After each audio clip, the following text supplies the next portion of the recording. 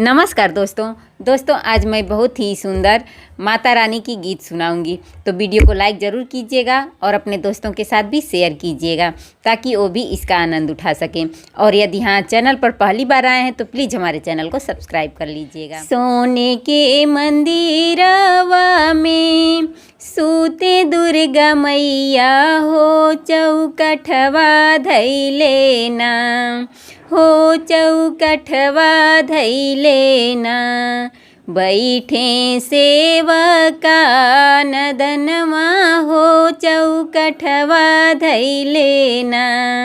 बैठे सेवका नदनमा हो, चौकठवा धैले ना।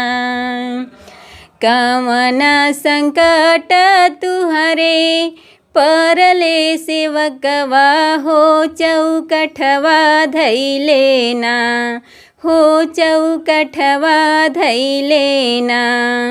काहे बैठा मोरे दुअरिया हो, चौकठवा धैले ना। काहे बैठा मोरी दुअरिया हो, चौकठवा धैले ना। सब कर नैया मैया पार तू लगवलू हो, हमार नैया ना। सब कर नैया मैया पार तू लगवलू हो, हमार नैया ना हो, हमार नैया ना। मैया काहे बीच धरमा हो, हमार नैया ना। मैया काहे बीच धरमा हो, हमार नैया ना।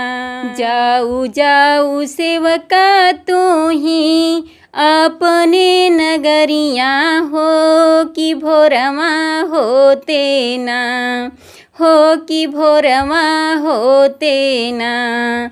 तुहर लगैबो नैया परमा हो, कि भोरमा होते ना।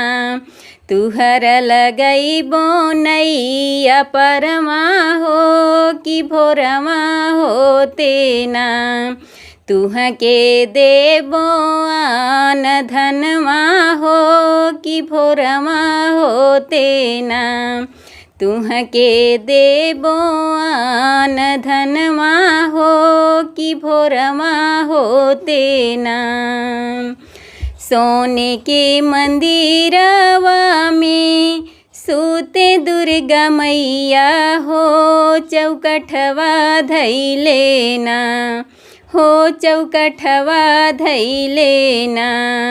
बैठे सेवका नदनमा हो, चौकठवा धैले ना। बैठे सेवका नदनमा हो, चौकठवा धैले ना। बैठे सेवका नदनमा हो, चौकठवा धैले ना। तो दोस्तों गीत कैसी लगी कमेंट में ज़रूर बताइएगा। फिर मिलते हैं अगले गीत में, तब तक के लिए बाय बाय।